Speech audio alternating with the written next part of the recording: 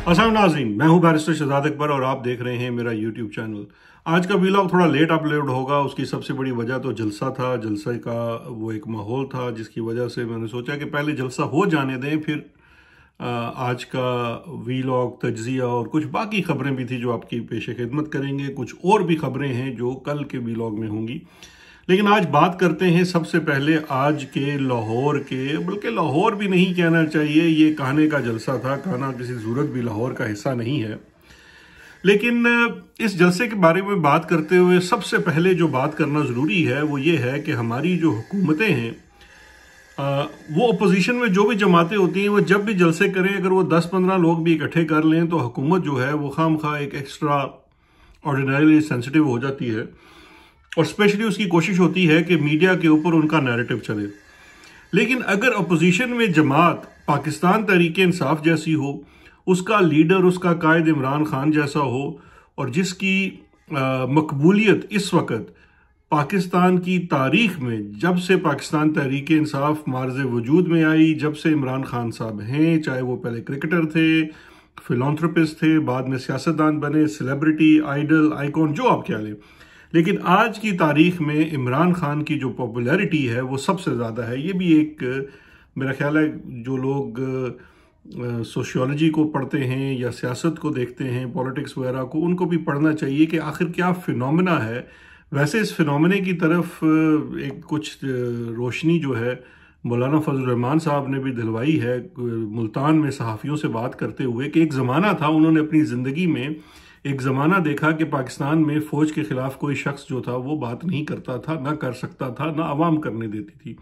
आज हालात कुछ ऐसे पैदा हो गए हैं और इसमें सारे का सारा कसूर फ़ौज का है, किसी और का नहीं है, इनके सरबराहों का है, जिन्होंने हालात ऐसे पैदा कर दिए हैं कि आज इनके हक़ में कोई बात नहीं कर सकता। जो इनके हक़ में बात करता है वो अवाम के अंदर हाईली अनपॉपुलर हो जाता है। तो खैर कुछ ऐसे हालात चल रहे हैं। वापस आते हैं लाहौर के जलसे की तरफ। हुकूमती चालाकियाँ आपके सामने थी। वो जो हुकूमती एक छोटी शुरली है पंजाब में बैठी हुई, वो जनाब आज सबको सुबह से व्हाट्सएप पे मुख्तलिफ स्क्रीन शॉट, ड्रोन इमेजेस, जो बेसिकली IB के ड्रोन्स होते हैं वो डिप्लॉय हुए होते हैं और जलसे की सुबह वो शुरू में ही आ जाते हैं, जिनकी टास्किंग ये होती है कि वो लाइव फीड में, जब जलसा अभी पनप रहा है, तो मुख्तलिफ रोशनियों के साथ और मुख्तलिफ जूम्स के साथ उन तस्वीर को ले लिया जाता है, फिर उनके साथ टाइम टैग लगा कर वो भेज दिया जाता है और फिर जो अपने हुकूमती सहाफ़ी हैं उन्हें कह दिया जाता है कि जनाब आप इसकी तशहीर करें कि जलसा नाकाम हो गया, जलसा नाकाम हो गया। किसी भी जलसे की कामयाबी इस चीज़ में आपको नज़र आ जानी चाहिए कि जब हुकूमत वक्त, inter services public relationing department ISI, सूबाई हुकूमत, इसके वज़रा सारा दिन बैठ के 8 प्रेस कॉन्फ्रेंसेस कर दें, मीडिया को गले से पकड़ के रखें कि कोई लाइव फीड नहीं चलेगी, किसी की तकरीर नहीं सुनाई जाएगी और फिर ये वाली तस्वीर चलाई जाएंगी जो हम आपको भेज रहे हैं। तो फिर इससे पता चल जाना चाहिए, चाहे उस जलसे में 10 लोग भी ना आए हों, वो जलसा कामयाब हो गया। बिकॉज अपोजिशन के जलसे का मेन मकसद होता है हुकूमत या इस्टेब्लिशमेंट के पैरों तले से ज़मीन निकालना। जो निकल गई उसका जो अक्स है वो आपको आज सारे दिन में नज़र आ गया होगा। स्पेशली जो न्यूज़ रूम्स हैं मुख्तलिफ मीडिया चैनल्स के, वो इस बात की गवाही देंगे कि आज किस किस्म के हालात रहे। आज के जलसे की जो सबसे बड़ी मैं समझता हूँ बात थी वो ये है कि हुकूमत ने जलसा नहीं करने दिया, शहर से बाहर जलसा करने की शर्त रखी। लाहौर में आज से कुछ रोज़ कबल मौलाना फजल रहमान ने मीनार पाकिस्तान में जलसा किया, उनको इजाज़त भी मिली, कोई मसला नहीं था। पाकिस्तान तहरीक-ए-इंसाफ को बावजूद तमाम रिक्वायरमेंट्स फुलफिल करने के जलसा करने की इजाज़त नहीं दी गई, लेकिन इसके बावजूद जलसा जो हुकूमत की शराइत थी, जो उन्होंने 9 मन तेल कहा, वो लेकर आए और उसके बाद जनाब फिर जलसा हुआ और जलसा आपके सामने है। जलसा कान्हा में हुआ, वहाँ तक पहुँचने में रुकावटें थी। उससे पहले तमाम लीडरशिप को 1 बाय 1 बाकायदा धमकियाँ पहुँचाई गई। जितने भी लोग सियासत के अंदर मौजूद हैं उनको बाकायदा तौर पर धमकियां पहुंचाएगी। इसके पूरे हमारे पास इतलात भी हैं और सबूत भी हैं और सेक्टर कमांडर्स की जानिब से धमकियां दी गई, अपने रेलेवेंट एरियाज़ के जानिब से, OCs की जानिब से, मुख्तलिफ फौजी हलकों की जानिब से कि जी आपने जलसे में नहीं जाना। इतना ज़्यादा इस जलसे का असर था और फिर सबसे बढ़कर ये कि केपी के जो चीफ मिनिस्टर हैं अली अमीन गंडापुर, उनको भी बाकायदा तौर पर मना किया गया इस्टेब्लिशमेंट की जानिब से कि आपने इस जलसे में शिरकत नहीं करनी। और पहले ये बात चली भी कि शायद क्योंकि धमकियां दी गई कि सूबे में हुकूमत ख़त्म कर दी जाएगी, गवर्नर राज वगैरह लगा दिया जाएगा, सब कुछ। लेकिन इसके बावजूद जब इमरान खान की कमांड आई, उसका हुक्म आया कि जलसे में शिरकत होगी, केपी से होगी और चीफ मिनिस्टर करेगा, तो चीफ मिनिस्टर आया, उसने शिरकत की, भरपूर शिरकत की। और मैं ये समझता हूँ ये इस्टेब्लिशमेंट को जवाब मिल गया होगा कि इमरान खान और उसके जो वर्कर्स हैं या उसके साथ जुड़े हुए लीडर्स जिनको इमरान खान ने लीडर बनाया है, उनको तोड़ना इतना आसान भी नहीं है। तशद्दुद करके आप बयानात तो दिलवा सकते हैं, उल्टी सीधी बातें भी करवा सकते हैं, लेकिन वो एक वक्ती सी बात है। ऑफ कोर्स वही बात जो फवाद चौधरी भी कहते हैं कि जनाब हम कोई टीटीपी के ट्रेंड टेररिस्ट नहीं हैं कि आप हम पे तशद्दुद करें और हम आगे से हंसते जाएं। हम सियासत मजलूम मजबूर सियासतदान हैं, तशद्दुद करेंगे तो हम जो बयान कहेंगे दे देंगे, लेकिन उस बयान की ना कोई वक़्त है ना कोई अहमियत है। इसी तरह से इस जलसे को रोकने की तमाम कोशिशें नाकाम हो गई। अब ये बहस बिल्कुल अबस है कि इसमें 2000 लोग थे, 2 लाख लोग थे, 20,000 लोग थे। अपोजिशन का, एक ऐसी सियासी जमात का जिसके खिलाफ पाकिस्तान की फौज, मतलब कोई छोटा नहीं, जिसको समझ लीजिए कि जिसको पाकिस्तान की चीफ, जो फौज का चीफ है, वो कहता है कि मैं इस जमात का नाम नहीं सुनना चाहता। आईएसआई जो है वो उसका नाम नहीं सुनना चाहती, उसके खिलाफ है, उसके खिलाफ अपनी पूरी कुव्वत इस्तेमाल करती है, फौज की सारी कुव्वत इस्तेमाल होती है, पंजाब की तकरीबन 2.25 लाख पुलिस इस्तेमाल होती है, वफाक की सारी ताकत इस्तेमाल होती है जो भी सिविल हुकूमत के पास होती है। फिर सबसे बढ़कर ये कि अदलिया में 2-4 जो लोग बैठे हुए हैं, 2-4 चीफ जस्टिस हैं इस वक्त जो शिद्दत के साथ खिलाफ हैं, और सबसे बढ़कर नाम लेते हैं काजी फैजी साहब। इस तमाम मुखालफत के बावजूद, जिसका सरबराह और उसकी अहलिया जेल में है, इस तमाम तर मुखालफत और जुल्म, ज़बरदस्ती और जबर के बाद अगर उस सियासी जमात के 500 लोग भी निकल आते हैं, तो इसका मतलब ये है कि ये जो हुकूमत, ये जो फस्तायत है, ये कामयाब नहीं हुई है। तो ये चीज़ बड़ी क्लियर कर लें। ये जो ख़त्म शुद वाले हैं, ये मतलब कॉन्टेक्स्ट ही कोई नहीं है। आप तो देखें ना, आप अगर मैदान खुला दें और किसी को दौड़ के लिए कहें वो दौड़ ना सके, तो फिर तो आप कहें कि जनाब वो आप ख़त्म शुद हो गए। लेकिन अगर आप इस किसी के हाथ पांव बांध दें, मैदान में कांच डाल दें, कील डाल दें, सब्ज डाल दें, इसके बावजूद वो दौड़े और फर्स्ट आए, तो फिर काहे का ख़त्म शुद। आज का जलसा बड़ा कामयाब था। और इस जलसे का मकसद क्या था? इमरान खान क्या मकसद प्रूव करना चाहते हैं कि आज के दौर में जब आइन को मस्क करने की कोशिश हो रही है, बल्कि होने जा रहा है आइन मस्क, अदलिया को बिल्कुल जिसे कहते हैं ना कि बुलडोज कर दिया जाएगा, ये वाला दरवाज़ा भी बंद आ जाएगा। फिर उसके बाद यही सियासतदान जो आज ये गांटें लगा रहे हैं अपने हाथों से, ये अपने मुंह से भी नहीं खोल सकेंगे, क्योंकि जो ताकत आज ये उठाकर सारी एक पलड़े में डाल रहे हैं, कल यक्के बाद दीगरे यही ताकत इनके साथ इनके खिलाफ इस्तेमाल होगी। जिस तरह से एक मिसाल पाकिस्तान में ले लीजिए नैब, वैसे जुडिशरी भी सियासतदानों के खिलाफ इस्तेमाल होती रही है, इसमें कोई डाउट नहीं होना चाहिए। आजकल पाकिस्तान तहरीक इंसाफ तख्ता मश्क बनी हुई है, पहले बाकी सियासतदान तख्ता मश्क बने रहे, दैट्स नॉट द पॉइंट। लेकिन इशू ये है कि जब ताकत का पूरा तवाज़ुन आप आइन में लिख कर एक पलड़े में डाल देंगे, तो इस्टेब्लिशमेंट ने सिर्फ ये करना है कि अपना वजनी बूट उस ताकत के ऊपर, यानी कि वज़ीर आज़म के ऊपर रखना है, सियासतदान के ऊपर रखना है, और सब चीज़ें उसके नीचे क्रश हो जाएंगी। पहले तो सियासतदान ये चलाकियां कर लेते थे कि जनाब अदालत ये कह रही है, फलां ये कह रहा है, तो बचत हो जाती थी। अब वो बचत वाला सीन भी नहीं होगा, ये बहुत सारे सियासतदानों को भी पता है, लेकिन वो साथ ये कहते भी हैं कि हम मजबूर हैं। वो कहते हैं कि हम बेगैरत नहीं हैं, हम मजबूर हैं। खैर, अब इसी बात के ऊपर आज की जो अपडेट है, उसी जानिब जिस जानिब जाया जा रहा है कि जो आईनी तरमीम करके छोड़नी है, उससे हटना नहीं है पीछे, उसमें हमारे जनाब काजी फैज़ ईसा साहब, जिनको उनकी अपनी पेरेंट बार बलूचिस्तान बार ये कहती है कि पाकिस्तान की तारीख का सबसे बदतरीन चीफ जस्टिस, वो काजी फैज़ ईसा, उसने पिछले 24 जो घंटे हैं वो बड़े मसरूफ़ गुजारे हैं। सबसे पहला तो उनका जो मसरूफियत जिस चीज़ में गुजरी, वो जनाब वो ऑर्डिनेंस जो जारी हुआ हुकूमत की जानिब से, जिसमें आपको कुछ अरसे पहले की अगर आप देखें तो खबरें से सुर्खियाँ थी, जिसके अंदर काजी साहब के बयानात लगते थे कि ऑर्डिनेंस एक इंतहाई गैर जमहूरी काम है, तर्ज अमल है, और जब असेंबली मौजूद हो तो ऑर्डिनेंस को लाना जो है ये एक आमराना अमल है, वगैरह वगैरह वगैरह। आज काजी साहब ने उसी एक ऑर्डिनेंस, उसी एक चीज़ के इस्तेमाल का सबसे भरपूर फ़ायदा उठाया अपने खिलाफ डिसेंट को खामोश करने के लिए। प्रैक्टिस एंड प्रोसीजर का जैसे ही ऑर्डिनेंस जारी हुआ, जैसे कहते हैं ना, कभी उसके ऊपर आसिफ अली जरदारी के दस्तखत की स्याही जो है वो खुश्क नहीं हुई होगी, तो काजी फैज ईसा साहब ने फौरी तौर पर अपने मंजूर नज़र जस्टिस अमीनुद्दीन साहब को, जो कमेटी बनी है जिसने बेंचेस बनाने हैं, जिसने केसेस की फिक्सेशन करनी है, तमाम रूल्स बनाने हैं सुप्रीम कोर्ट की कंडक्ट के लिए, जिसको कुछ अर्सा पहले ये क्रेडिट ले चुके थे कि हमने बड़ा डेमोक्रेटाइज कर दिया है, 3 जजों की कमेटी है। और जो उसके बाद हुआ भी कि काजी साहब की जो मनमानियाँ थी वो नहीं चल सकी, वही मनमानियाँ चलाने के लिए उसमें अब ताकत का तवाज़न सारे का सारा जो है वो चीफ जस्टिस के यानी कि काजी फैज ईसा के हाथ में डाल दिया गया। और हुकूमत की वारदात देखें कि ये काम किसी और जज के लिए वो नहीं करना चाहते। ये जो अमेंडमेंट हुई है ये वक्ती है, इसको कल ख़त्म भी कर दिया जाएगा बाय द वे, क्योंकि ये अभी सिर्फ एक पर्पस, ये एक स्पेसिफिक पर्पस की लेजिस्लेशन थी, क्योंकि उस पर्पस के तहत वो कुछ करना चाहते हैं, एक अचीव करना चाहते हैं। वरना वो किसी सूरत ये नहीं चाहते कि कोई भी चीफ जस्टिस ताकतवर रहे। क्यों? उसकी बड़ी वजह ये है कि अगर आप बिलावल साहब का इंटरव्यू देख लें 2 दिन पहले का काशिफ अब्बासी को, वो तो बरबला कह रहे हैं।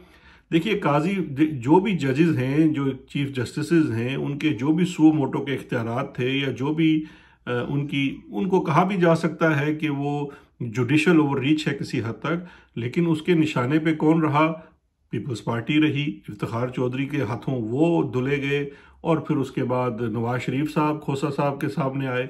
तो दोनों सियासी जमातें जो हैं वो इस बात पे तो ठीक है कि अव्वल तो सब सियासी जमात समझती हैं कि इस्टेब्लिशमेंट सबसे बड़ा ईवल है, लेकिन उस ईवल को तो कुछ कर नहीं सकते। तो वो कहते हैं लगे हाथों, उस ईवल के हाथों इस छोटे ईवल को ख़त्म करवा दो, कल बड़े ईवल को देख लेंगे। ये भी वैसे याद रखें इस्टेब्लिशमेंट वाले भी कि सियासतदान भी बड़ी, वो कहते हैं चिकनी मछलियां हैं, वो जिस दिन इनको भी दांत आएंगे आपको भी ज़रूर काटेंगे, और काटना भी चाहिए, क्योंकि बेसिकली रिप्रेजेंटेशन का सिलसिला तो यही है कि सियासतदान करेगा। खैर, काजी साहब ने इसका फ़ायदा उठाते हुए फौरी तौर पर ऑर्डिनेंस का उन्होंने अमीनुद्दीन साहब को लगा दिया, और ताकत का तमाम तवाज़ुन जो है अपने हाथ में कर लिया। उसकी वजह क्या है कि अब उन्होंने राखी करनी है, और उन्होंने जो रिज़र्व सीटें हैं, 2 चीज़ें जहन में रखिएगा। काजी साहब ने रिज़र्व सीट सारी की सारी वो तो जो उन्होंने एक्ट बनाया था उसके तहत दे दी जाएंगी PDM को, उसकी इत्तेहादी जमातों को, और इसके खिलाफ कोई अपील नहीं हो सकेगी, क्योंकि अब काजी साहब दोबारा से बाइख्तियार हो चुके हैं, और वो ऐसा बेंच बनने ही नहीं देंगे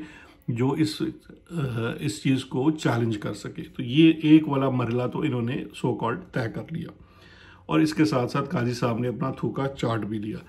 दूसरा, कल के दिन एक इंतहाई अफसोसनाक जो बात हुई, वो जनाब काजी फैज ईसा साहब का जो कंडक्ट था अपनी अदालत के अंदर, वो अनफॉर्चुनेट, देखें कुछ कई दफ़ा आपका बेशक कोई मुखालिफ भी होता है, आप उस पर डाउट भी करते हैं, लेकिन आप कभी तसव्वुर नहीं कर सकते कि वो शख्स इतना गिरा हुआ होगा जितनी गिरावट मैंने कल सुप्रीम कोर्ट के बेंच नंबर 1 में देखी। एक खातून प्रोफेसर इस्लामिक यूनिवर्सिटी की, उनको तजलील की गई। पहले उनको ज़बरदस्ती, उनकी बीमारी सुना था कि वो बीमार हैं, खैर उनको लाया गया, उसके बाद तजलील करके धक्के देकर अदालत से निकाला गया। क्यों? एक personal serious conflict of interest का matter, chief justice of Pakistan का, कोई उसको पूछने वाला नहीं है। इस्लामिक यूनिवर्सिटी की जो सिंडिकेट है उसका काजी फैज ईसा मेंबर भी है, और काजी फैज ईसा बहुत ज़्यादा मदाखलत करता है इस्लामिक यूनिवर्सिटी के मामलात में। हम वहाँ के मामलात को ना जस्टिफाई कर रहे हैं, ना वहाँ के मामलात के बारे में कोई मज़ीद ज़्यादा जानते हैं, लेकिन इतना ज़रूर जानते हैं, और मैंने इस्लामिक यूनिवर्सिटी में 5-7 साल कानून पढ़ाया है वहाँ पे, और जो इनके सेक्रेटरी साहब हैं इनको भी हम जानते हैं, ये भी वहाँ पे प्रोफेसर थे इस्लामिक यूनिवर्सिटी में कानून के। तो ये सारे मामलात जो हैं वहाँ पे धड़ेबंदियाँ हैं, तमाम यूनिवर्सिटियों में होती हैं। पंजाब यूनिवर्सिटी को आप जानते हैं, वहाँ पे धड़ेबंदियाँ हैं। तो खैर काजी साहब जो हैं उनकी बदमाशी है इस्लामिक यूनिवर्सिटी के ऊपर, किस तरह से कि वो सिंडिकेट के मेंबर हैं और एक बिफरे हुए सांड की मानद वो सिंडिकेट की मीटिंग्स में जाते हैं और उसको जनाब बुलडोज करते हैं। वहाँ पे वो सवाल भी नहीं करने देते जो बेसिकली सऊदी रेक्टर वगैरह हैं इस यूनिवर्सिटी के, उन तक की तजलील की जाती है और वो सऊदीज भी बड़े तंग हैं इस शख्स से। अब उन्होंने इसको कहते हैं कि अपना मकसद हासिल करने के लिए और अपने ब्लू आइड हैं इनके यूनिवर्सिटी के अंदर और आजकल अदालत में भी इन्होंने अपने साथ रखे हुए हैं बतौर सेक्रेटरी के, उनको नवाजने के लिए, उनके धड़े को ऊपर लाने के लिए इस वक्त वो सारी ताकत अपने पास खींचना चाहते हैं, जिसके लिए वो सुप्रीम कोर्ट का इस्तेमाल कर रहे हैं, अपनी अदालत का इस्तेमाल कर रहे हैं। यानी कि एक तरफ तो ये सारा के सारा घटियापन जारी है, लेकिन जो सबसे अजीबोगरीब और अफसोसनाक बात है वो ये है कि जिस तरह से एक खातून प्रोफेसर का, एक तो वो प्रोफेसर उस्ताद जिसकी इज्जत करनी चाहिए और दूसरा वो खातून, उनको जिस तरह से जलील किया गया, अदालत के अंदर धक्के दिए गए, बाहर निकाला गया, जो उनके साथ वहाँ जुबान इस्तेमाल की गई, तमाम वहाँ कोर्ट रिपोर्टर्स मौजूद थे वो रिपोर्ट कर रहे हैं, इंतहाई अफसोसनाक है। और ये वो शख्स है जो पिछले माजी में जब इसको खुद जवाब देना था अपनी अनडिक्लेयर्ड प्रॉपर्टीज़ का, 3 फ्लैट्स का, जो मैं डंके की चोट पे कहता हूँ कि काजी फैज ईसा ने खुद खरीदे थे, कोई इनकी बेगम साहिबा के अपने रिसोर्सेज नहीं थे, उसको छुपाने के लिए खुद अपनी बीवी के पल्लू के पीछे छुपे। और इनकी बीवी जो थी, वो बेगम साहबा जो थी, वो अपना लाठी पकड़ के आती थी और वो लाठी पकड़ के हर जगह जाती थी, लोगों को धमकियां भी देती थी, मीडिया की जीनत भी बनती थी। और आज वो, और उस वक्त वही था कि जनाब एक खातून के साथ ये कर रहे हैं, वो कर रहे हैं, ताकि वहाँ तो किसी ने सवाल तक उनको कहते हैं ना कि सख्त सवाल भी नहीं किया, एहतराम किया कि खातून है, खातून है, और समझते थे, मैं आज भी समझता हूँ खातून खाना है, उनको भी यही जो है ना शख्स इस्तेमाल करता है। खैर, एक तरफ तो उन्होंने उसका फ़ायदा उठाया और आज खुद एक औरत की तजलील की, और ये इंतहाई एक अफसोसनाक था। और अफसोस ये होता है कि इसको रोकने वाला कोई नहीं है। और फिर ये जो कल का दिन था इनका, ये एक तरफ इन्होंने जनाब जस्टिस अमीनुद्दीन को अपने उस इक्वेशन में लाए और अपनी चीज़ मजबूत की, दूसरी जानिब इन खातून की तस्लील की, और फिर आज इन्होंने एक और जनाब बोंगी मारी कि जिन 9 सवाल उन्होंने लॉन्च कर दिए हैं। और वो 9 सवाल जो हैं वो उन्होंने कहा है कि जो जस्टिस मंसूर साहब ने जो एक्सप्लेनेशन दी है, जो असल में झगड़ा है सारा रिजर्व सीट्स का, रिजर्व सीट्स का, उनको देखिए, रिजर्व सीट्स को पीडीएम को दिए बगैर इनके पास 2/3 अक्सरियत पूरी नहीं होती। वैसे तो रिजर्व दे के भी पूरी नहीं होती, लेकिन रिजर्व सीट्स लेकर और मौलाना फजल रहमान का साथ हासिल कर ये काफ़ी ज़्यादा करीब चले जाते हैं अपने टारगेट के। और फिर उसके बाद कुछ 2-4 नंबरों का फ़र्क होगा जिसको ये मार दाड़ से पूरा कर लेंगे। वैसे मैं आपको पहले बारहा बता चुका हूँ, काजी एक और प्रोजेक्ट के ऊपर काम कर रहा है जिसमें वो पीटीआई की जीती हुई नशिस्तें इलेक्शन पिटीशंस की सूरत में यके बाद दीगरे वो भी बांट रहा है वापस नून लीग में और पीपल्स पार्टी में। तो वो काजी अपनी जगह कर रहा है। आज उन्होंने 9 सवाल दाग दिए, क्योंकि अब चूंकि मजबूत हो चुके हैं, अमीनुद्दीन को बीच में डालकर वो पूरे सुप्रीम कोर्ट के ऊपर इस वक्त उनकी जो है ना एक आमरीत जारी हो चुकी है। तो उसके बाद उन्होंने 9 सवाल कर दिए हैं, और 9 सवाल ये कर दिए हैं कि जनाब ये जो मंसूर अली शाह साहब ने जो अपना एक्सप्लेनेशन दी अपने फैसले की इम्प्लीमेंटेशन की, वो कैसे हो गई, उसमें नोटिस क्यों नहीं इशू हुआ, अटॉर्नी जनरल के ऑफिस को क्यों नहीं बताया गया, कोई एप्लीकेशन इसके लिए मूव नहीं हुई, ऑर्डर जो था वो फिक्स हुआ, ये ऑर्डर है कि नहीं है, वगैरह वगैरह। यानी कि इस वक्त काजी साहब जो हैं वो अल्ट्रा हाइपर मोड में आ चुके हैं। इंसानों की, उस्तादों की, ख़वातीन की तजलील भी कर रहे हैं, साथ ही जजेस के ऊपर भी हमला आवर हैं, ये सब कुछ हो रहा है। अब इस सब में एक और हैरान कुन बात आखिर में मैं आपको बताता चलूँ, जो आज के दिन की सबसे बड़ी बात भी है और सबसे हैरान कुन भी है। बहुत सारे लोग ये सवाल करेंगे कि कैसे हो गया, और वो है जनाब पाकिस्तान बार काउंसिल के सीनियर वाइस प्रेसिडेंट हैं हमारे जनाब फारूक एच नाइक साहब, उनकी जानिब से एक जो है एक प्रेस रिलीज़ जारी की है पाकिस्तान बार काउंसिल ने, और वो बड़ी मैं समझता हूँ दिलचस्प सूरत हाल है, क्योंकि ये बहुत बड़ी खबर है। ये जो प्रेस रिलीज़ जारी की है वो मैं आपको स्क्रीन पे भी हम कोशिश करते हैं कि आपको उसको दिखाएं। और ये press release Farooq H Naik साहब की जानिब से सेक्रेटरी ने जारी की है, और उसमें जो वाइस प्रेसिडेंट हैं पाकिस्तान बार काउंसिल के फारूक नाइक, उनसे मंसूब ये स्टेटमेंट जारी की गई है कि पाकिस्तान बार काउंसिल ने प्रैक्टिस एंड प्रोसीजर एक्ट के लिए जो ऑर्डिनेंस जारी किया है उसके ऊपर शदीद तहफ़्फ़ुज़ात का इजहार किया है। और उनका ये कहना है कि ये जो ऑर्डिनेंस जारी करना है ये एक जमहूरी तर्ज़ अमल नहीं है, और इसके साथ साथ इसमें पाकिस्तान बार काउंसिल से कोई कंसल्टेशन नहीं की गई, और हम ये चाहते हैं कि पाकिस्तान बार काउंसिल से कंसल्टेशन की जाए, क्योंकि ये ऑर्डिनेंस जारी करके सुप्रीम कोर्ट में जो बेहतरी की गई थी उस बेहतरी को आपने ख़त्म कर दिया। लिहाजा पाकिस्तान बार काउंसिल जो है वो इसके ऊपर अपने बहुत ज़्यादा तहफ़्फ़ुज़ात रखती है।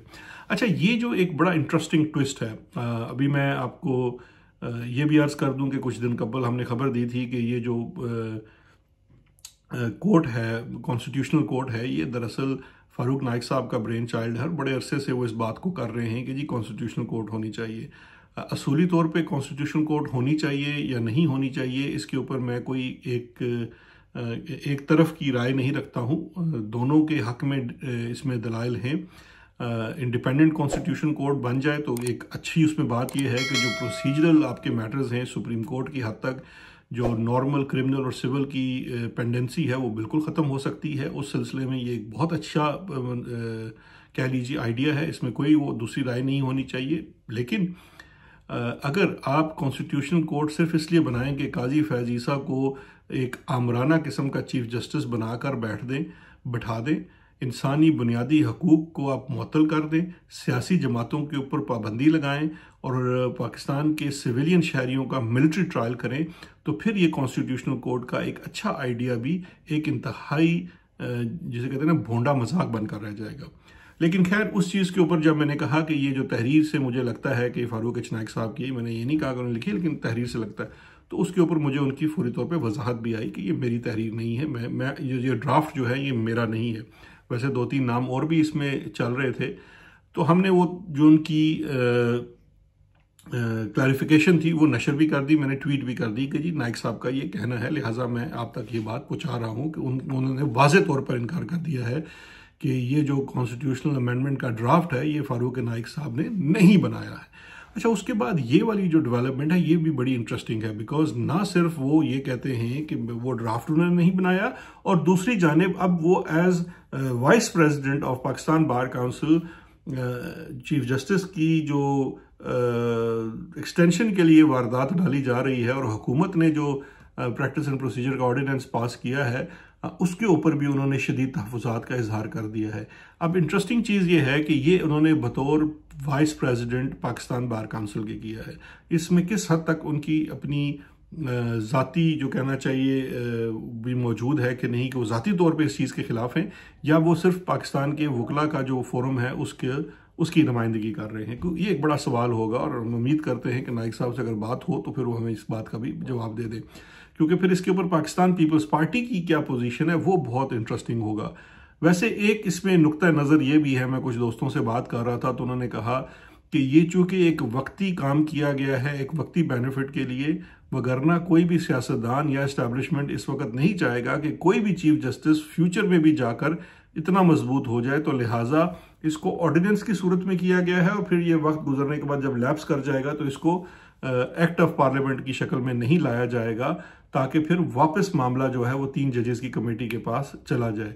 तो ये एक person specific and purpose specific legislation थी। खैर, ये इस वक्त की सूरत हाल है।